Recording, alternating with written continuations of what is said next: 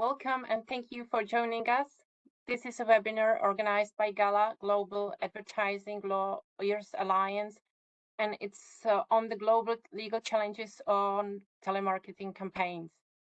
The goal of today's webinar is to give you a general overview of what the basic rules are and what the risks are if you decide to run telemarketing campaigns in different jurisdictions.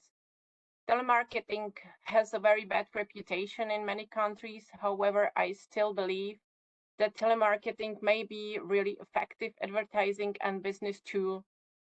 That's why we will remind you what to be aware of in each jurisdiction and also mention the penalties that can be imposed if you violate the rules. My name is Irena Lišková. I am a partner at Randall Partners Law Office in Prague, Czech Republic, and I'll be moderating today's webinar.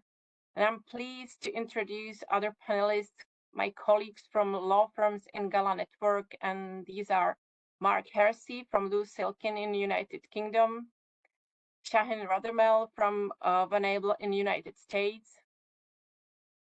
David Quezada Bonilla from Aroche and Lindner in Mexico, and Akriti Vadehra from Kanan Krishma in India.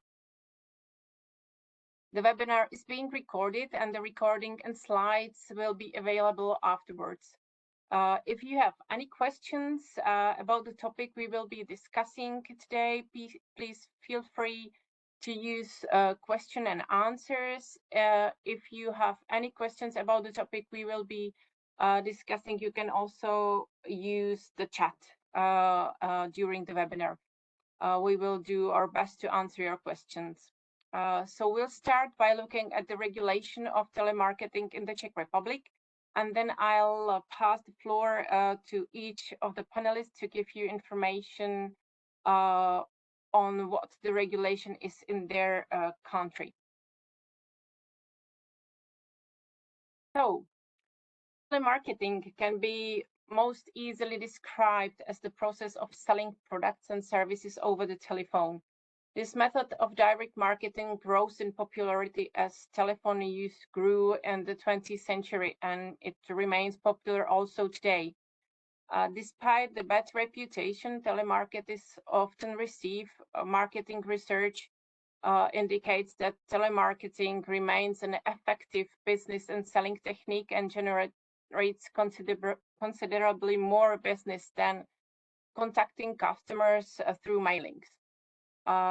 Telemarketing has been negatively associated with various scams and frauds and with overpriced products and services. Among other things, this has led to a greater legal regulation in many countries as well as in the Czech Republic. Currently, a lot of countries have already introduced an obligation for marketers to obtain some form of consent from the person they are calling, whether it is a specific consent to marketing or inclusion or removal of a name from a list. So on the one hand, it is clear that telemarketing may be an effective tool for selling goods, but on the other hand, it is bound by so many rules that it is easily to breach one. Now we will summarize what legal regulation apply to telemarketing in the Czech Republic, and unfortunately, there are not a few of them. For many years in the Czech Republic, we had the so-called opt-out regime for telemarketing. This meant that companies could call anyone who did not ensure that they were removed from the public phone number list. On this list, there were most of the fixed lines, which were used mainly by elderly people. And deletion from the list was quite complicated, so many numbers remained on it. Data protection didn't help much at the time, even though we had consent rules for the use of personal data, such as names and phone numbers, in place already by the Act on Personal Data Protection as from the year 2000. However, calls were made from various databases and where allegedly random numbers were generated. Fines were low and no one enforced them.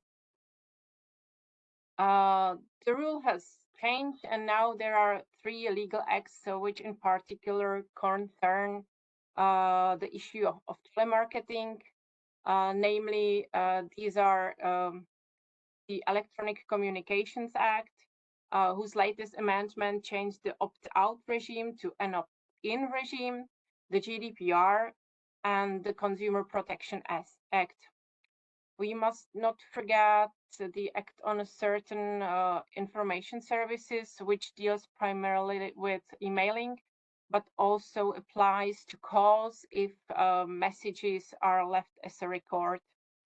Civil code regulates the conditions under which goods can be sold by means of calls. The content of advertising calls is also generally regulated by the Advertising Act, which sets out which advertising is prohibited and which marketing strategies cannot be used at all. The list of laws also shows that telemarketing can be dealt with by 3 state authorities, namely the Office for Personal Data Protection, the Czech Telecommunications Office, and the Czech Trade Inspection Authority. In case we are assessing the validity of the individual transactions, the contracts concluded by telephone, then the decision will be made by the court. The latest amendment to the Act on Electronic Communications introduced an opt-in system, opt-in regime as of 2022.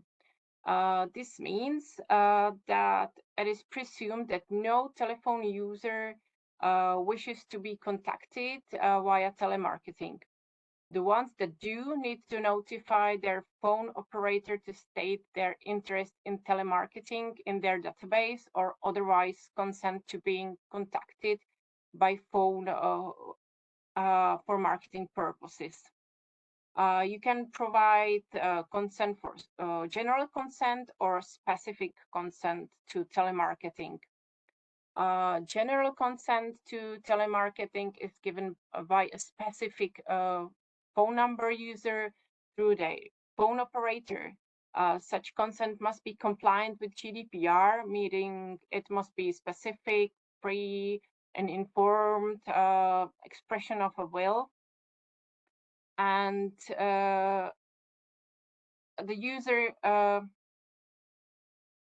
consent is registered with the operator's database together with the consent to make it public. Upon request, the operator can issue a list of telephone numbers consenting to telemarketing. Anyone requesting such public list must notify the users and give them the option to be removed from such a list. The public list then can be published and used by all marketers to target their potential customers. However, this strict regulation means that no one will actually be on the public list. So the marketers need to use the specific consents. Consent to telemarketing can also be given directly to a certain company by their customers. The difference from general consent is that in this case, there is an existing relationship between the seller and the customer. And once the customer grants the consent to personal data processing for marketing, in accordance with GDPR, their phone number can be used for telemarketing. Also, the content of telemarketing is important and is mostly regulated by consumer protection legislation in the Czech Republic. Especially the amount of information the customer must be given is important. Information that must be given to the customer includes the business purpose of the call, the caller, and the entity on behalf of which they are calling, specific of the goods or services, prices, methods of payment and delivery. Any order the customer makes must be confirmed in writing, and more importantly, any contract concluded on the phone must be confirmed in writing. Without undue delay, after the phone call, the seller must send the customer a written offer, which is only binding to the customer if the customer accepts it in writing.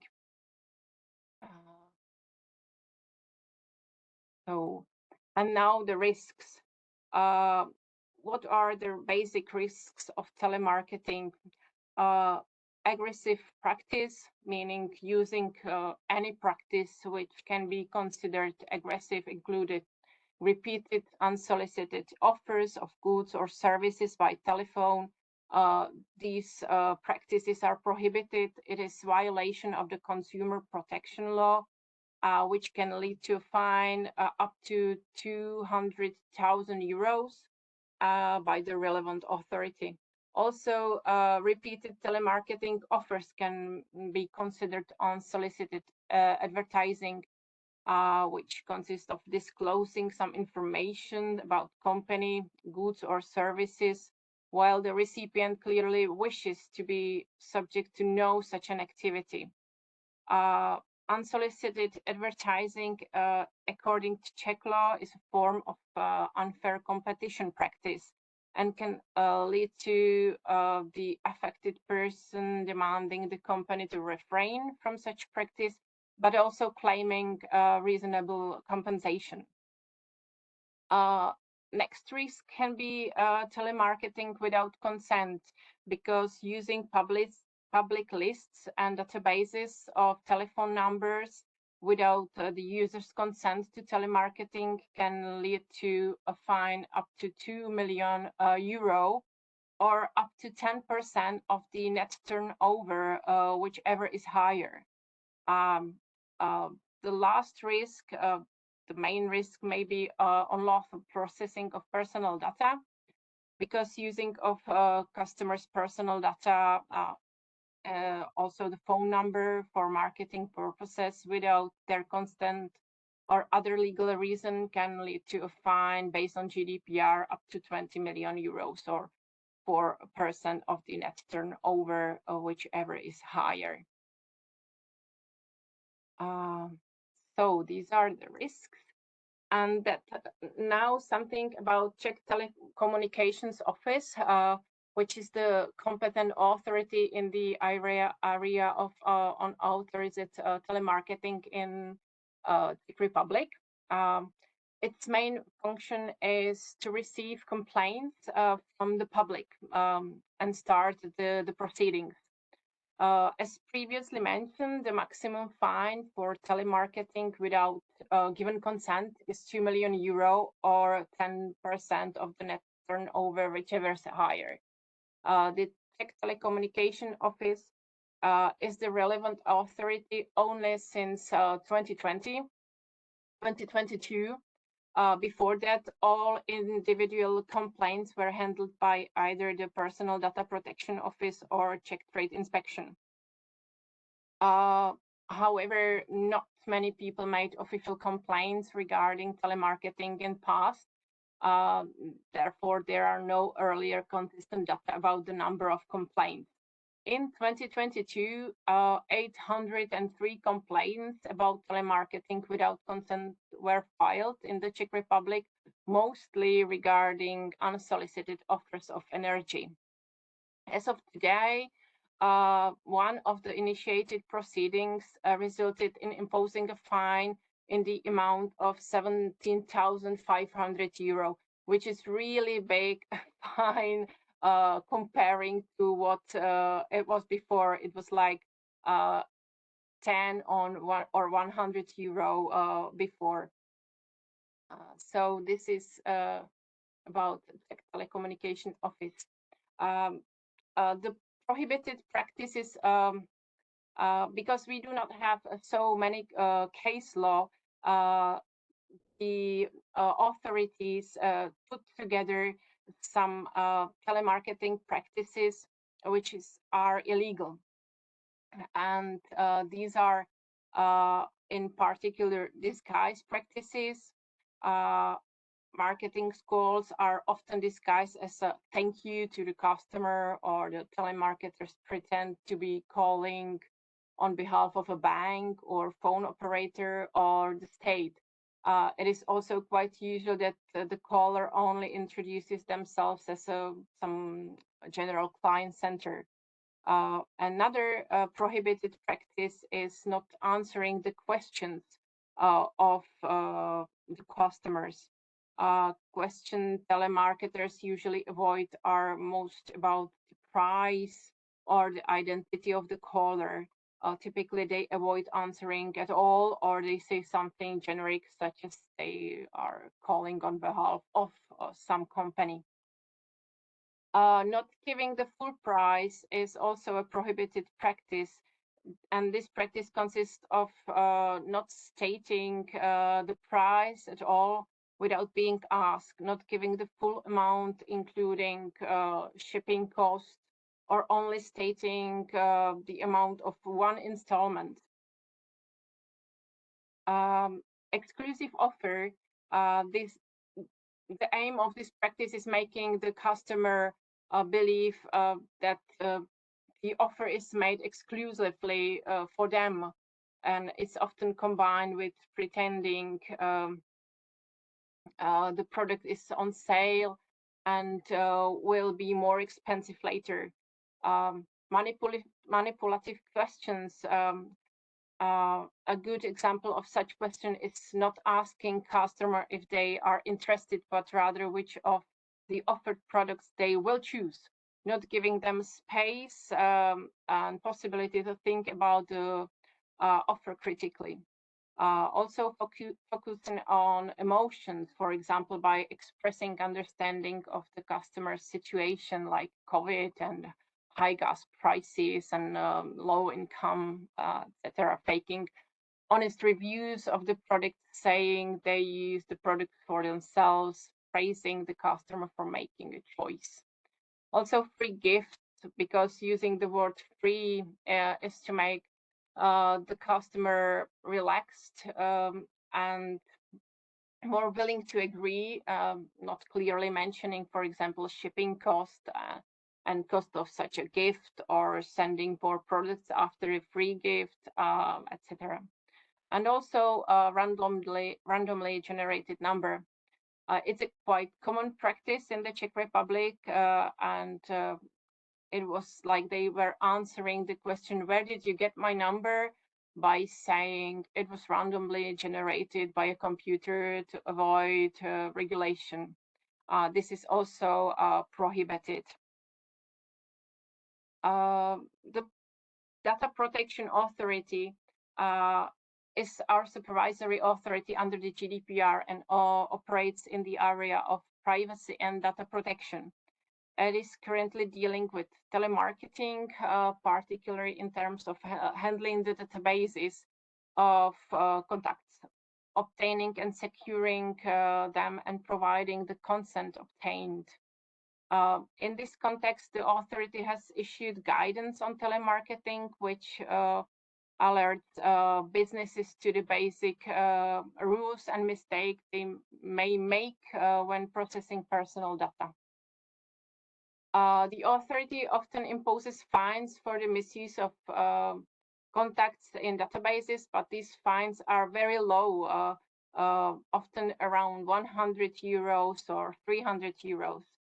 But in order to give you some idea, there is one decision from 2022 where the authority imposed a fine which is higher, not very high, but higher, and for misuse of 250 contacts for email and telemarketing purposes, a fine of 250,000 Czech crowns, this is like 10,000 euro, was imposed. So like 4 cents for one misused contact. And general advertising regulation also regulates telemarketing, because the marketing content of the communication within the call is regulated by the Advertising Regulation Act, and the supervisory authority is the Czech Trade Inspection. In general, advertising that is deceptive or aggressive practice is strictly prohibited. The Czech trade inspection can impose fines up to almost 100,000 euros for aggressive practices. The highest fine imposed in 2022 was 400,000 euros, but there were many violations of the rules together in this case. So other fines are not so high. So this is briefly all for the Czech Republic, and I'll pass the floor to Mark from UK. Thanks so much, Irina, and that was really interesting. Thanks for that. So yes, hi everyone. I'm Mark Kersey. I'm a senior associate at Lewis Silkins in Lewis Silkins London office. I am a part of the data and privacy team. And so my presentation today, I am going to concentrate on the privacy elements of telemarketing. But suffice to say, just as Irina's taken us through some of the, the more general advertising law-related issues here, we too have legislation, consumer protection legislation, and we have the Advertising Standards Authority regulating sort of advertising more generally in the UK. I won't touch on that type of stuff today, but just to flag at the outset that we do have similar requirements in the UK to those that Irina's just run through from the Czech Republic. So with that said, so just at the outset, the ICO, the Information Commissioner's Office in the UK, is a very active regulator in this area, in the direct marketing space generally, not just in relation to telephone marketing, but just in relation to direct marketing more generally, usually email marketing, but telemarketing too. And very recently, it actually issued 2 sets of new, basically a whole suite of new guidance. It's a brand new direct marketing hub on its website with lots of guidance on it, including a specific guidance on telemarketing. And so if you ever want to learn more about this in the space, of course I'm here should you need, but these resources are a fantastic place to start. So when we talk about telemarketing from a privacy perspective, the key piece of legislation in the United Kingdom is the Privacy and Electronic Communications Regulations, colloquially known as PECA or the PEC regs.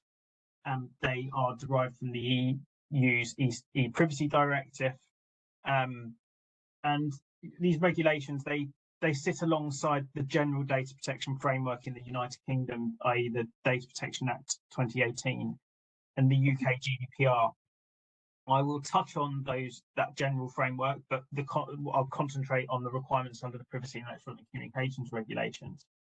So the PEC regs, they contain specific rules on live telephone calls and other things as well, like email marketing and cookies. But today we're talking about telephone marketing made for the purposes of direct marketing, or rather, sorry, for direct marketing purposes.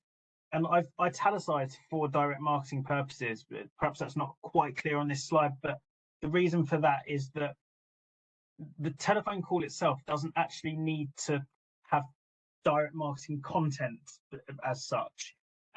So if you're making any call where the underlying purposes are to support your direct marketing activities to that individual, for example, to build a profile about that individual, to understand what they like and dislike, that call could potentially be caught by these direct marketing rules. So just bear that in mind. It's not just about the active selling to the customer via telephone, it's any call that you make for marketing purposes. And the rules effectively say that you can't make unsolicited marketing calls to anyone who's told the caller that they don't want to receive marketing calls for the time being. So that in a simple form, I object to a company ringing me up and I said, don't call me anymore. You can't then continue to telephone market to that person. There's also an opt-out regime similar to the one Irina's spoken about in the Czech Republic. We have something called a telephone preference service for individuals, or a corporate version called the corporate telephone preference services for companies, where effectively people can sign up to a register, and that that is an indication at a very general level that you do not want to receive marketing calls from anyone. If somebody is signed up to that, the only way you can market to that person is if you have their consent, and I'll come on and speak about that in a minute. The rules also say that you must allow your number to be displayed when you market to somebody. And just to flag, we're talking today about live telephone marketing calls. If anyone's making automated calls, which isn't really often the case, we rarely get this in the UK, or if you do, it's from actors that are, you know, they're more than just not complying with the law. They're borderline fraudulent or scam activity. But automated marketing calls have stricter rules. It's a blanket, you need consent to do it. Just to also flag, there is a grace period for the telephone preference service. So I think it's 28 days. If a number's not been on the telephone preference service for 28 days or more, the telephone preference service rule doesn't apply. There's effectively a grace period for people to market to people during that window. Just some key terminology in this area. When we talk about live calls, these aren't defined in the PEC regs, but the term is used to distinguish it from those automated calls that I just spoke about. I recorded messages. Because our rules cover any communication that's made for the purposes of direct marketing, as I've just mentioned, it's obviously really important to know what we mean by direct marketing. And there's a definition in law. It means the communication by whatever means of advertising and marketing material which is directed to particular individuals. So it doesn't need to mean their name, but if you're sending the marketing to somebody, in our case, if you're telephoning somebody up and you're marketing to them, that will be a direct marketing activity because you're calling that person. It's also really important to note that our regulator interprets direct marketing to mean it's not just your typical commercial marketing, promoting products and services and trying to upsell to people. It also covers any activity which is effectively promoting the aims and ideals of the company. So if you ring an individual to tell them about a fantastic fundraising campaign that you're doing, that in itself is a promotional activity and it would be caught by our direct marketing rules. Our rules only capture unsolicited telephone marketing calls. So if I ring somebody up and say to them, I want you to telephone me in a week's time to provide me with information about this new service that you're launching, that's not an unsolicited telephone marketing call. And the rules also apply in relation to subscribers, the person who actually has the contract with the telephone operator, the telephone company. The calls also apply not only to people making the telephone calls, but anybody who's instigating the telephone calls. That's not defined, but effectively it means anybody who's encouraging or requiring a third party to make the calls on its behalf. That person that's sitting behind the scenes and making that direction will be caught by the rules as an instigator. And then another key concept is consent. It's not in the PEC regs, it's a GDPR consent, and it's a GDPR concept, and I'll come on and talk about why it's important in a minute. So if we want to call numbers that are on the telephone preference service, or the corporate telephone preference service, what do we actually need to do? Well, we can only do that if the individual receiving the call has, and the keywords are on the slide here. Sorry, they're meant to be bold, but sorry if they kind of are. But it says, has notified a caller that he does not, for the time being, object to such calls being made. It's strange language in our regulation here, because in a lot of other places, our regulation talks about needing consent. So what do we mean by you can only do this if the person's notified you that they do not, for the time being, object? Well, effectively, the ICO says, really here we're talking about consent. It's the same thing as a consent. And even though we're not talking about a consent, in practice, you're seeking consent, because the requirements between telling somebody that you don't object and getting consent are exactly the same. So we're talking about the person making a notification to the marketer, and it being clear that we're talking that the objection, that the notification that you don't object is being given to the marketer by name. So I'm consenting to a particular organisation telephone marketing to me. So that's the specific and informed part of a GDPR consent. The notification that you don't object also involves sending a clear signal to an organisation that you want to receive their marketing. So that's an unambiguous indication. Also, making a notification, it requires a positive action or a proactive step. So again, in GDPR terms, consent is a clear affirmative action. We're also talking about somebody making a free choice to sign up to your marketing material. So that's consent being freely given. And because the objection, it's in the quote above, it only applies for the time being. That indicates that consent can be withdrawn. No consent lasts forever, and so again, that's very similar to sort of consent requirements. And also, the ICO says that you really needed to make a record of the person's notification. So again, in GDPR speak, we talk about consents having to be evidenced. The same's true here of this notification that you do not object. So to recap, in practical terms, if somebody's on the corporate telephone preference service, well, first of all, before undertaking any marketing campaign in the UK, you should be screening your calls against these preference services. If you find that the number you want to call is on that list, you should be effectively only calling it if you have consent for that. So I say here, don't forget to comply with the GDPR. So at there's two quotes here from our direct marketing guidance from the ICO. And the first one, this is just recapping what I've already said, but you can make an unsolicited telephone marketing call to somebody that isn't on the TPS, and you don't need consent for that. And if you've not had a previous objection to that, you can do that. The ICO says, and I've underlined this because it's important, it's likely in those circumstances that your marketing telephone call is lawful. But of course, it doesn't necessarily follow that it definitely is lawful, because if you've not complied with other principles of the GDPR, for example, you've obtained the data from a third party and that third party has no lawful basis for sharing that data with you, or you've not told individuals that you've collected their data, so such that you're not fulfilling transparency requirements. In those circumstances, even though the number isn't on the TPS and you don't need consent, you still might not, your calls might not be lawful because you might not be complying with the underlying principles of the GDPR. So it's just a really important point to bear in mind, that even though under the PEC regs we might be safe, under the GDPR we might not be. So we need to be thinking about things, you know, what lawful basis do we have? Have we been sufficiently transparent with people? And then hopefully, if you can, you know, satisfy yourself that you have been, then you should be okay.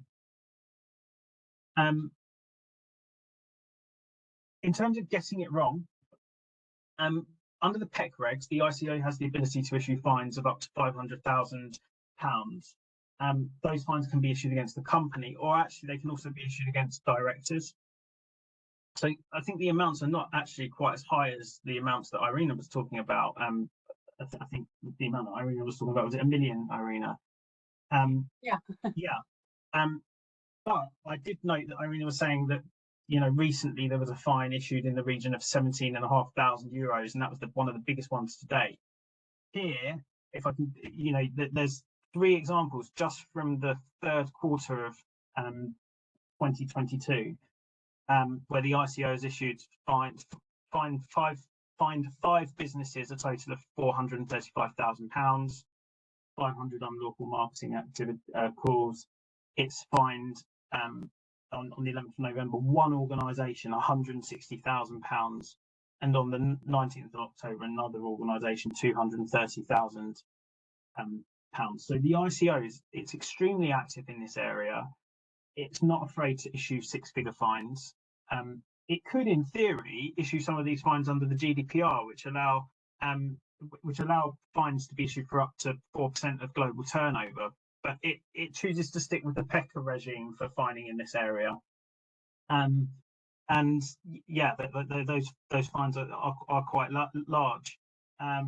The other thing I'd like to draw out here, that I think on some of these fines, I mean, the middle one, it says there were 7 complaints. I've known the ICO to issue a fine, not in relation to telephone marketing, although there may be an example of this, but in relation to email marketing, a single complaint has triggered a fine, and a large fine at that.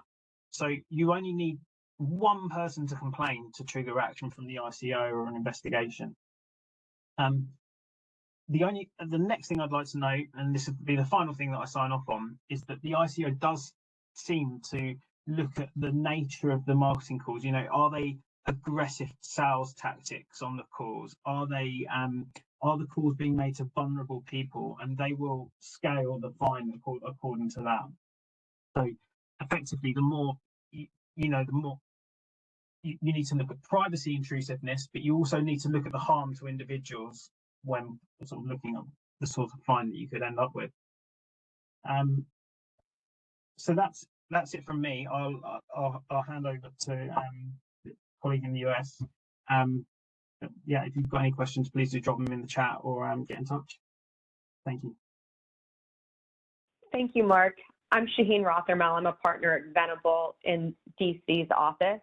We do a lot of defense on the telemarketing side in the United States. As you'll see, telemarketing is an area that private litigants can challenge, and we see just an ongoing flood of these types of cases that are brought by class action plaintiffs' attorneys as a result, because they provide for attorneys' fees. And so we see regular settlements in the hundreds of thousands of dollars, and very routinely in the millions of dollars that we'll talk about. There are 2 primary federal laws that apply to telemarketing in the United States. The first is the Telephone Consumer Protection Act. That's the one that we most likely see as a subject of lawsuits. And the second is the Telemarketing Sales Rule.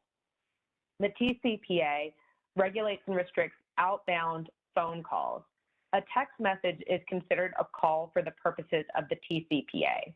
The TCPA's primary requirements are that marketers and those who are making calls or placing texts on their behalf must have consent before making the types of calls and texts that are subject to the TCPA. There's also consent requirements for pre-recorded calls, those calls using a pre-recorded voice. There are requirements related to the do not call, and that's the federal do not call registry, very similar to what Mark was just talking about, and company-specific do not call lists. There are requirements that you provide certain disclosures at the outset of the call.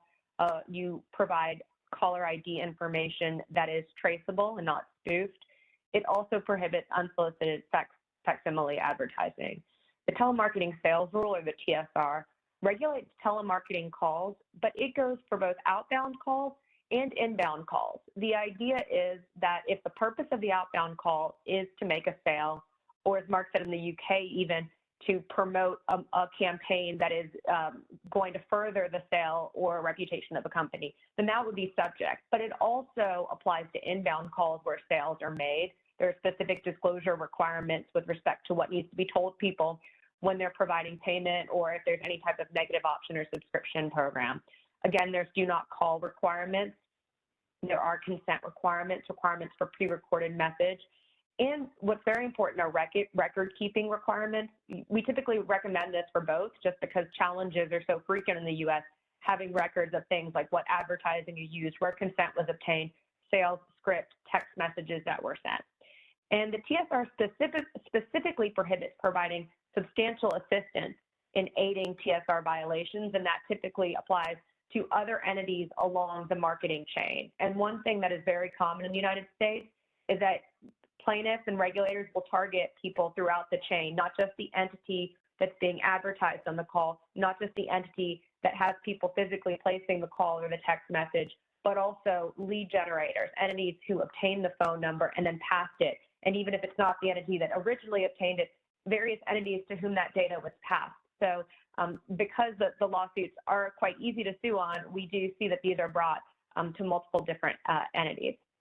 With respect to the TCPA, private lawsuits can provide for up to $1,500 per call or text for willful or knowing violations.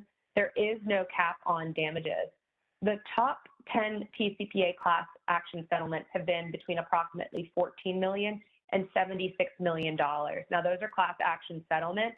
Those don't account for challenged lawsuits. So, for example, one of my colleagues actually defended a lawsuit a couple of years ago where the plaintiffs were seeking $2 billion with a B dollars in damages, given the number of text messages and calls that were sent there. So you can really get an idea that these are completely business-ending fines. So the telemarketing sales rule is enforced by the FTC, and civil penalties there are $50,000, a little over $50,000 per violation. And do not call settlements have resulted in the millions to hundreds of millions of dollars with the FTC. We most often see enforcement of this in the context of sales.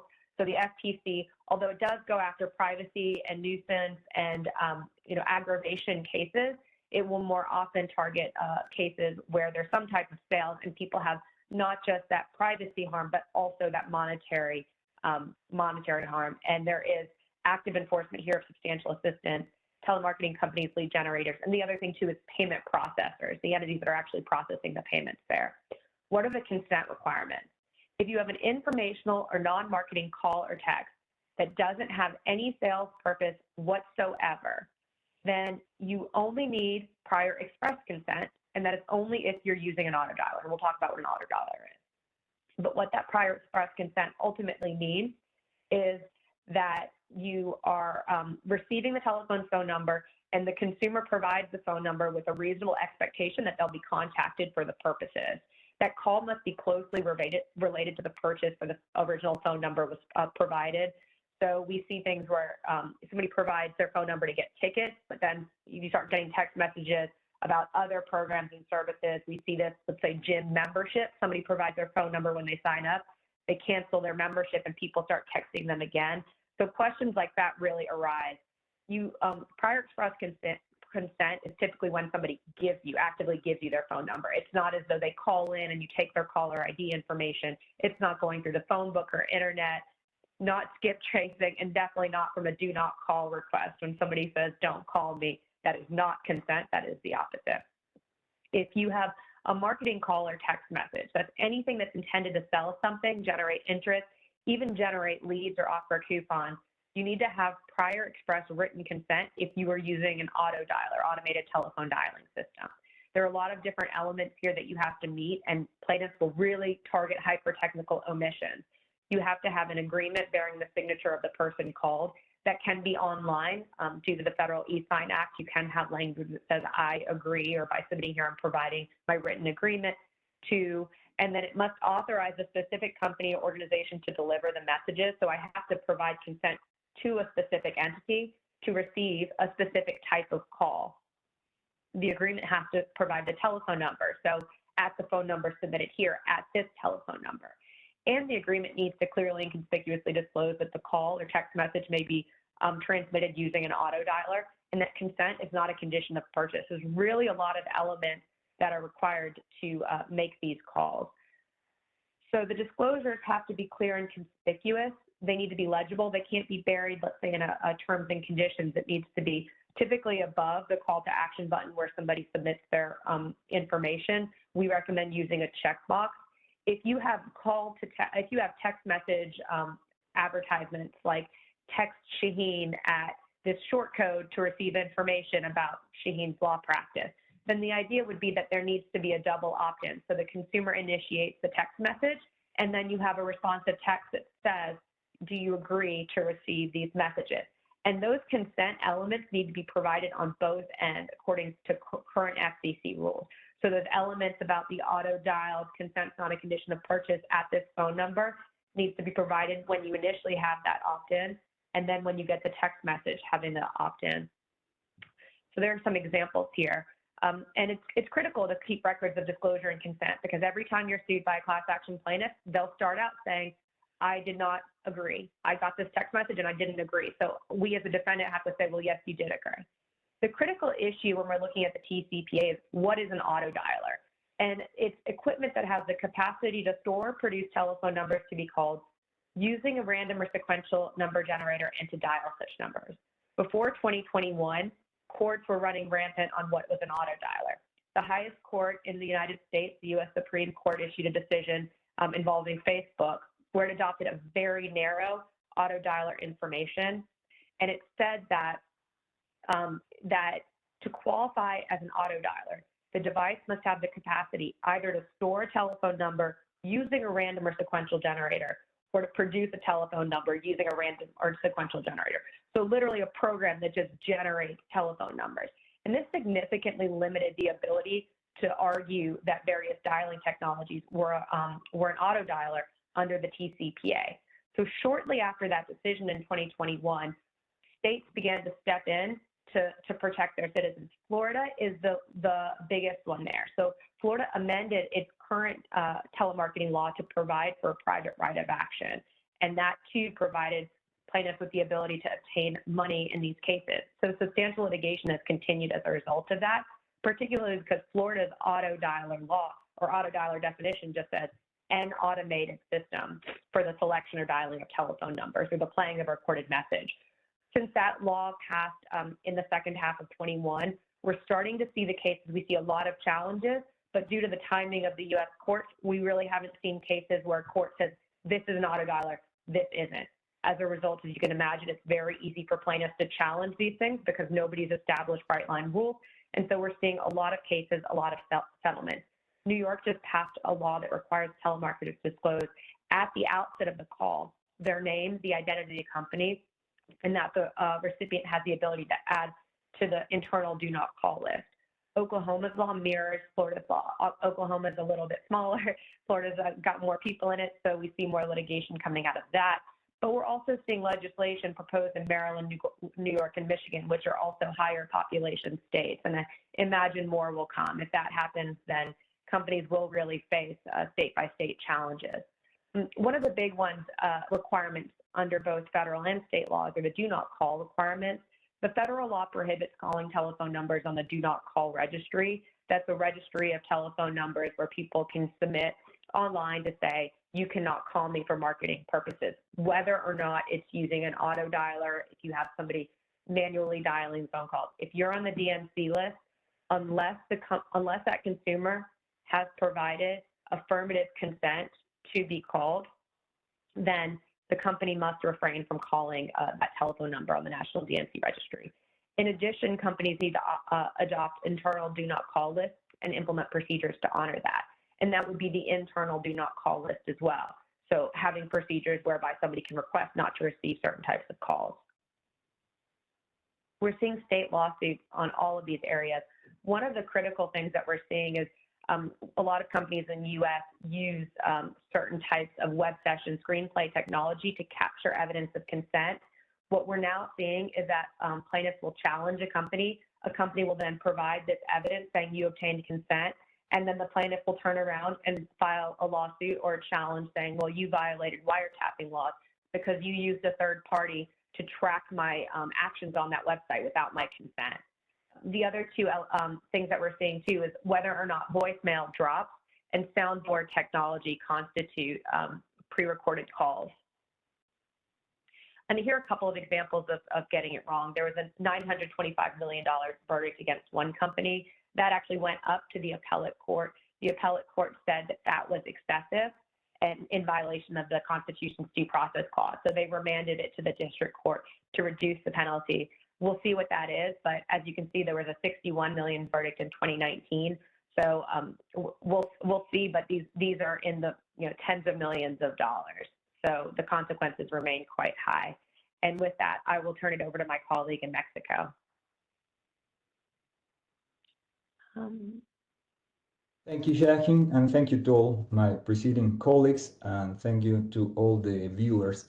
Well, we'll talk about the Mexican legal framework dealing with telemarketing. And for this purpose, we need to analyze two main sides on this topic. On the one hand, we have to talk about consumer protection, and on the other hand, we have to talk about personal data protection.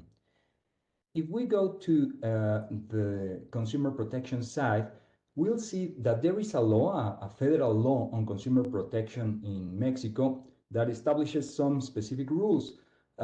First, it creates sort of an opt-out mechanism which would allow, in principle, telemarketers to contact the consumers telephonically. This can be made through a telephone call or through SMS.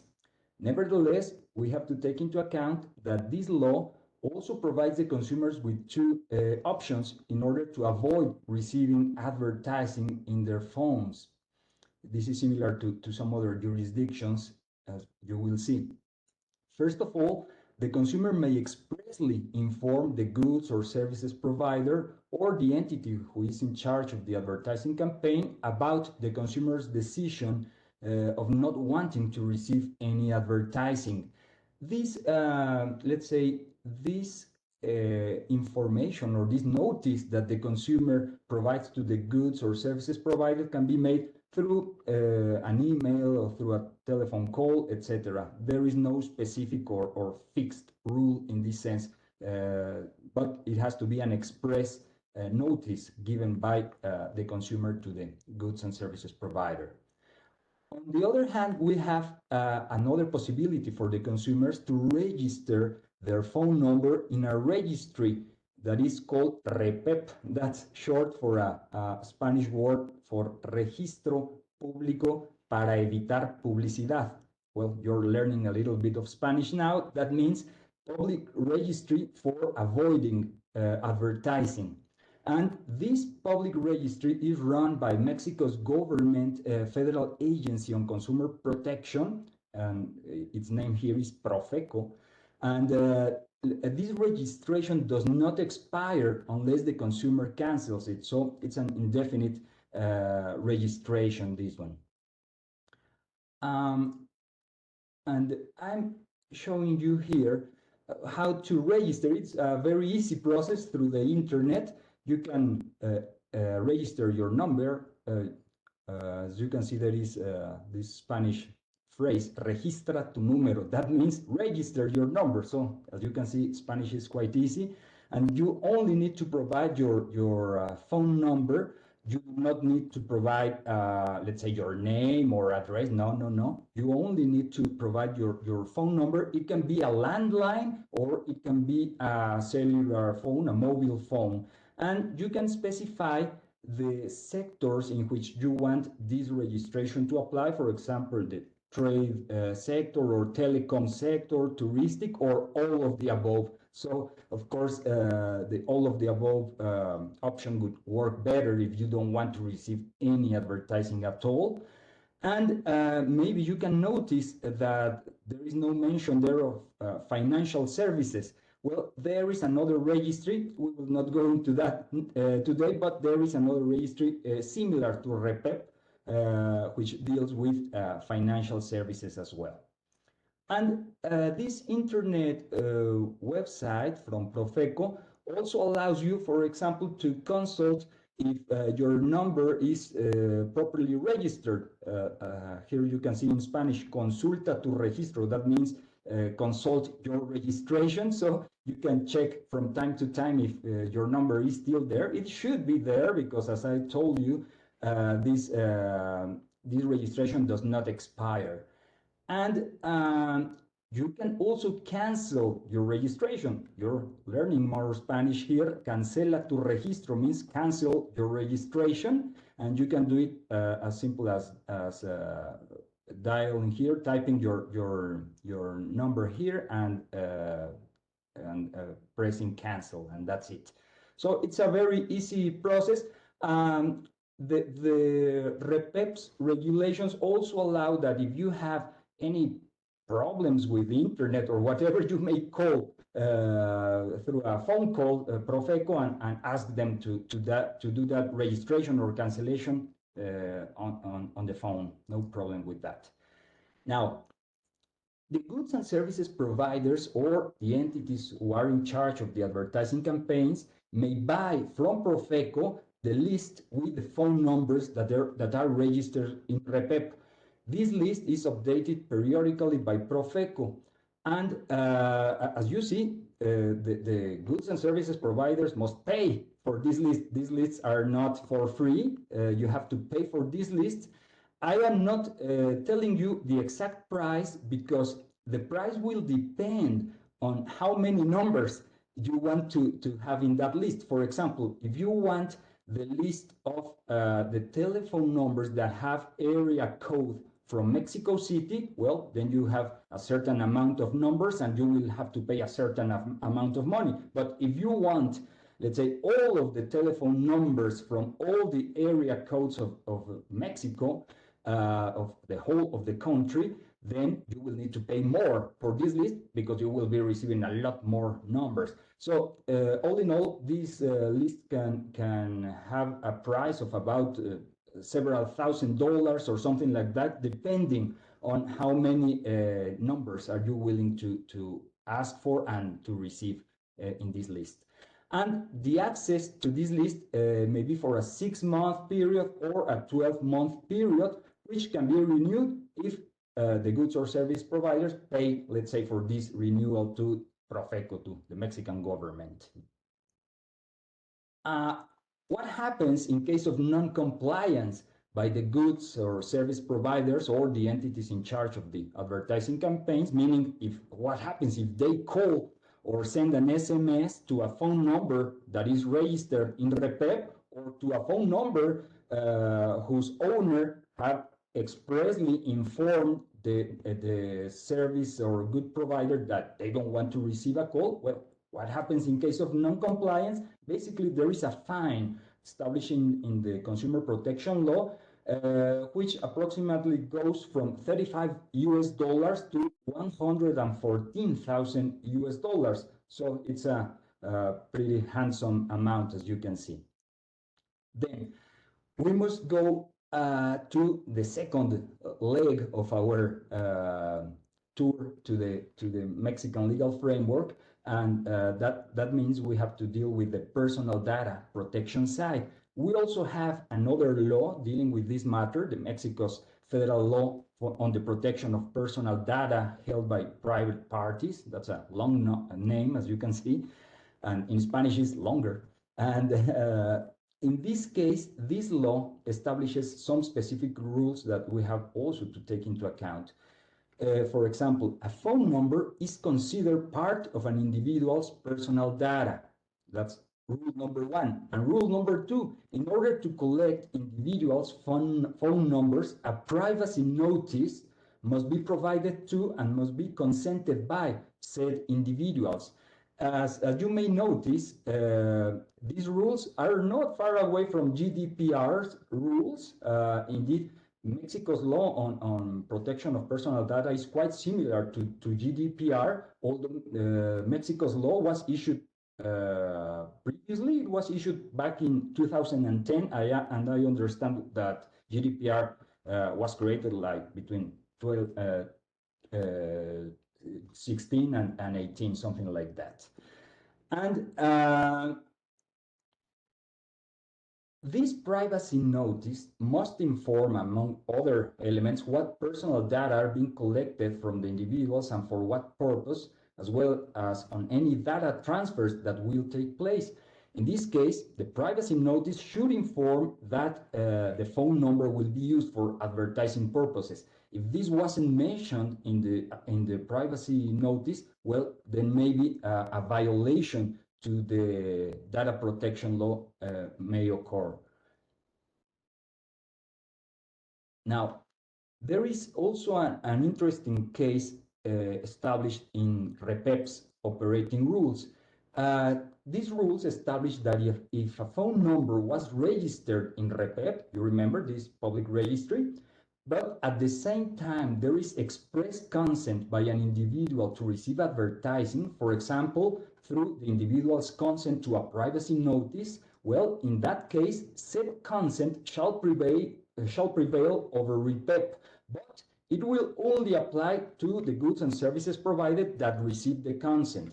So these rules take into account this possibility of let's say, two answers in a way by the individual, that by the owner of the phone number. On the one hand, maybe registering their phone number in REPEP, but on the other hand, accepting a privacy notice given by a goods and services provider. And in this case, this specific consent will prevail, but it will only be useful for this specific goods and services provider. This consent will not be extended to other goods and services provided, but only to that specific provider that received the consent. What happens in case of non-compliance with this law on protection of data? Well, if this violation has to do with privacy notice matters or regarding the use of personal data, this law establishes also fines that go from around $550 to almost $900,000. So it's also a nice amount. So we have to be careful regarding that. And let's say, in conclusion, I'll make 2 points. First of all, we have to make sure to be in line with the consumer protection law by not contacting phone numbers that are registered in REPEP or that belong to individuals who have asked not to receive advertising. That's the first conclusion. And the second conclusion, we have to make sure that the way in which we obtain an individual's phone number is in line with the data protection law. Namely, we have to provide a privacy notice to this individual, and he or she has to consent to this privacy notice. And the privacy notice, of course, has to include the use of the telephone number for advertising purposes. So that would be the main conclusions. And I'm handing over the floor now to Akriti Vadera, please. David. So my name is Akriti Vadera. I am an advocate, a patent and a trademark attorney, and a managing associate with Tanning Kashmir. Now, India. India is a crucial market for telemarketers. It is a home to 1.3 billion people with over, I believe, 500 million smartphone users. Keeping up with the laws and regulations surrounding telemarketing is essential for the success and compliance of any telemarketing business in India. In the next few slides, we will delve into the regulations set forth by the Telecom Regulatory Authority of India, or TRAI, to ensure that telemarketing practices in India are legal, ethical, and protect the privacy of consumers. The Telecom Commercial Communication Customer Preference Regulations, or in short TCCPR, lays out a framework to protect customers from unsolicited commercial communications. Now, what is unsolicited commercial communications? We'll look into it in a few slides. The TCCPR were released by the Telecom Regulatory Authority of India in 2018, aimed to combat the menace of telemarketing spam. The regulations require all entities sending bulk communications, including OTPs, transactional messages, service messages, and commercial messages, to comply with the regulatory authority, which, in other words, you have to register yourself as a principal entity, and you have to register the consent of the consumer in order to send such commercial communications. Furthermore, the entities sending commercial communications first of all, in fact, the consent can be explicit or inferred, which we will again delve into in the next few slides. Now, the TRAI has implemented a blockchain-based system called distributed ledger technology in order to register the consent as well as the principal entities on the system. In short, we can say that the success of DLT as well as the TCCPR has been quite successful. And because approximately 250,000 principal entities have been registered with more than 600,000 headers and 5.5 million approved message templates. Now, before moving forward, I would like to cover a few key definitions in the TCCPR. First one, meaning bulk. Bulk is any number of communication wherein the number of messages or calls are 20 in a period of 24 hours, or more than 100 during a 7-day period, or more than 300 during a 30-day period. Next, commercial communication is defined as any message or voice call aimed at promoting or advertising goods or services or business opportunities. Now, third and most important, unsolicited commercial communication is any commercial communication not made with the recipient's consent or registered preference. However, this does not include transactional messages, service messages, or any message sent from the government issued in public interest. Now, how to send commercial communications under TCCPR? If you want to send commercial communication in India, regardless of whether it is a transactional message, service message, or a promotional message, the first step that you have to take is register as a principal entity. An unregistered entity is not allowed to send a commercial communication. Number two, register the header of your message. Number three, register the content of your template. The content can comprise of fixed and as well as variable parts. And number four, register customer's consent acquired through registered consent template. Once you have completed all these steps, you can then legally send commercial communications. Further rules for sending commercial communication, as already I have covered, that consent is mandatory. Secondly, India follows an opt-in kind of consent. The consent can be explicit in case of promotional messages and implicit if a prior relationship exists between sender and receiver. However, because of the variety of relationships that may exist between the sender and receiver, this consent, the implicit consent, is valid only up to 12 months from the date of receiving the implied consent.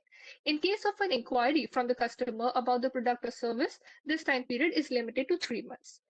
Number fourth, all messages must include a suffix that provides relevant information required to revoke the consent. On the right-hand side is an example of a kind of commercial communication that is usually sent, and that is in fact legal. So at the top is the header that can clarify who the sender is. Next is a label that clarifies the kind of communication, whether it is promotional, transactional, or service.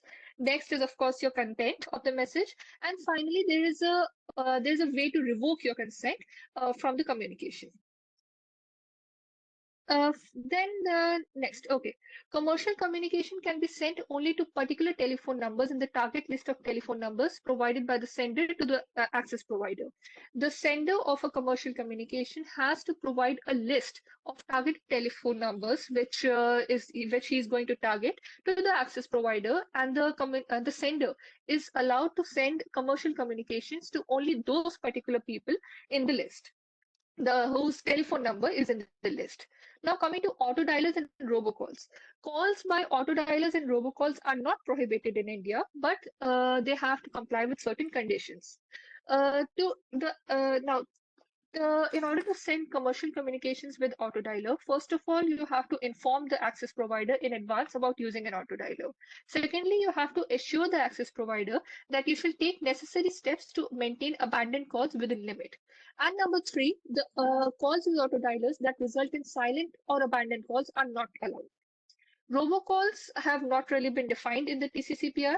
The regulations simply state that it is required to collect more information about the character and incidences of such calls. Access providers are authorized to report entities if the ratio of abandoned calls to the total attempted calls using auto dialer over a period of 24 hours exceed 3%, or if the ratio of silent calls to total attempted calls over a period of 24 hours again exceed 1%, and if the entities are found to be using telephone number harvesting software for sending UCC or unsolicited commercial communications. Now, the TCCPR regulations not only set strict guidelines for telemarketers, but also empower customers to take control of commercial communications.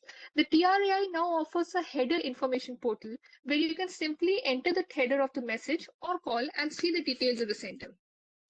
Now, there's also a customer preference registration facility wherein it allows you to choose what type of communication you want to receive or don't want to receive, the mode of communication, the time band, the type of day, etc., etc. So, for example, let's say it's your birthday month and you're shopping for gifts. You could choose to receive promotional messages related to, for example, apparel via SMS during your weekend. However, you do not wish to receive such messages on your working days. So you can simply pick and choose the kind of messages, the time, and the type of days that you wish to receive such messages. And also, of course, customers can revoke their consent anytime. So now your birthday month is over, your wallets are a little light. So you can now simply revoke your consent that I do not wish to receive such messages anymore. And like all other countries, of course, India also has a NDNC register. Now, finally, last slide, consequences of flouting the provisions of TCCPR. When a complaint is made, the originating access provider will investigate if there have been multiple reports against the sender. If there are 10 or more complaints in the last 7 days, the access provider will put the sender under a usage cap and conduct a further investigation. The cap is valid for no more than 30 days.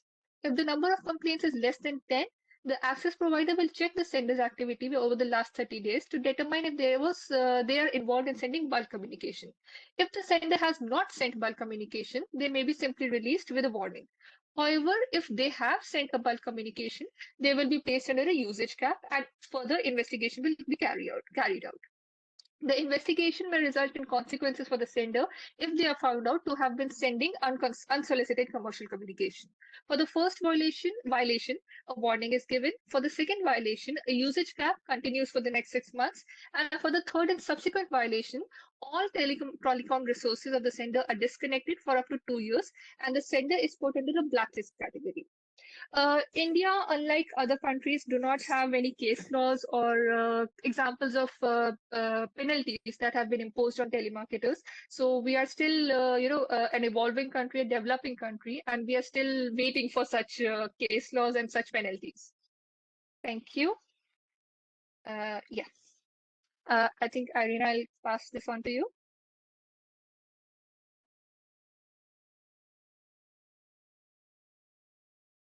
Okay, thank you very much. It was very interesting and helpful, and I think that we used up our time and more, and there are no more extra questions, so I'll say goodbye and thank you very much to all the participants and the panelists. I hope you find the information from the webinar useful, and thank you very much for joining us, and goodbye. Hi, everyone. Thank you very much. Thank you, everyone. Bye-bye. Bye. You.